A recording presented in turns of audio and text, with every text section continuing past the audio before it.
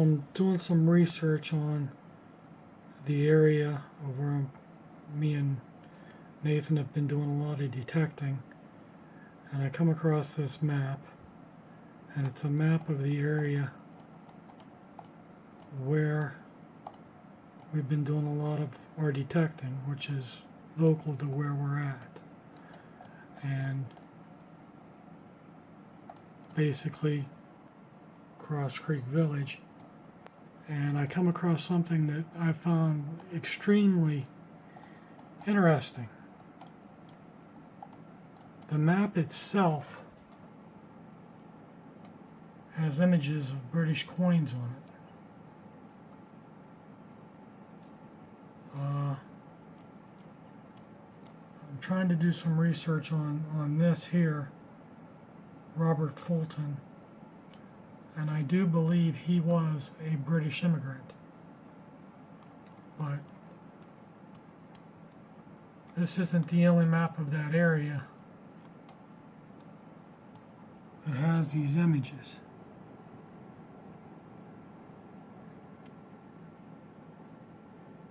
So, and I spoke briefly with the lady from the courthouse regarding this area, and she's basically confirmed that most of the residents that resided in this area before it was changed was of British descent. So she's still digging to find out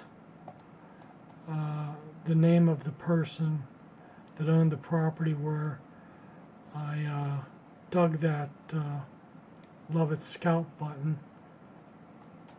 But I'm definitely, the more I'm looking and the more I'm digging, there is a ton of British connection with the area that we're detecting at right now. So I'm going to call up another couple maps here and see, maybe I can show you more of the connection to the UK and the British coins and all the stuff that we're finding in the area that we're detecting. Well, I come across another interesting depiction. This is a depiction of the homestead, one of the homesteads of which we have been detecting on. And this is an illustration that was done in 1876. And it's the Patterson Homestead. And it says it's 244 acres. Now, I know what this building is, and I know where that building is. And what I find interesting is where the home is, where the road goes, and the location of another, what they called milk house, and another barn, and another barn. Now, this is leading me to want to detect over in another area that we haven't been to. And I find this extraordinarily interesting because I think I know I know where this tree is because of the relationship to what I'm seeing in this picture and how it lays out. You know, I can't be 100% certain, but it's extremely interesting. Now, below that is the picture of another homestead, which is the Walker Homestead, which is basically in the same area. It says 153 acres. Now, I'm not really seeing anything right off the top of my head, but I know where this is, but there's no visual landmarks in this depiction from 1876, other than maybe this block wall in front of the house that's depicted, that may give me ideas on, you know, like there's another building there, there's another building there, and there's the barn. It's very interesting, but I'm gonna be chasing these names, Patterson and Walker. But I do know these two homesteads are definitely permissions in areas that we've been on. So it's extremely interesting, and I know this map also is linked back to that other map with the British coin on it. So things are falling together. Oh, here's another depiction from the 1876 stuff of a homestead, of a property that I'm probably 90% sure I know where this house is. And it's the Robert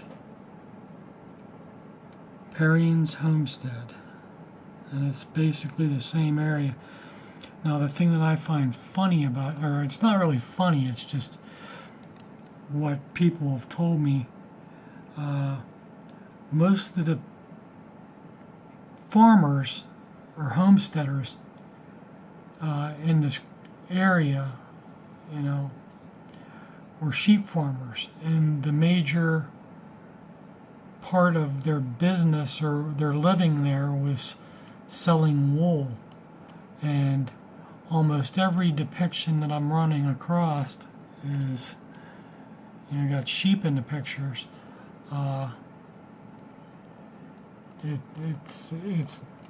It's all coming together. I mean, and here we go. You know, I don't know, sheepfold. I'm not sure where this is or where this depiction's at. It's probably a depiction of the barn up there, but you know, there you go. You know, a whole field full of sheep. Everything that you know, people that live around here that know anything about that, especially the guy that I'm friends with, that his family's own property and still own the property there that traced back to the 1700s. You know, they say that he said that they were sheep farmers way back, and then they got into Angus beef cattle when the wool market died off in the early 1900s. And there's just more and more stuff that I'm finding. Hopefully the lady from the courthouse can get me the exact name of the property holder for the plot of land that I asked her for regarding that button, so I can hopefully trace that back. But everybody I'm talking to and everything I'm finding historical wise is all linking to what we're finding. You know, lots and lots of British coins. So it's all making sense. Hopefully, you know, I can get a name and trace back, you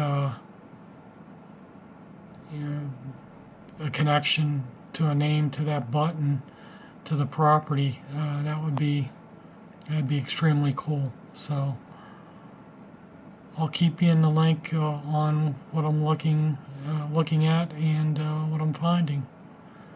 It's extremely interesting.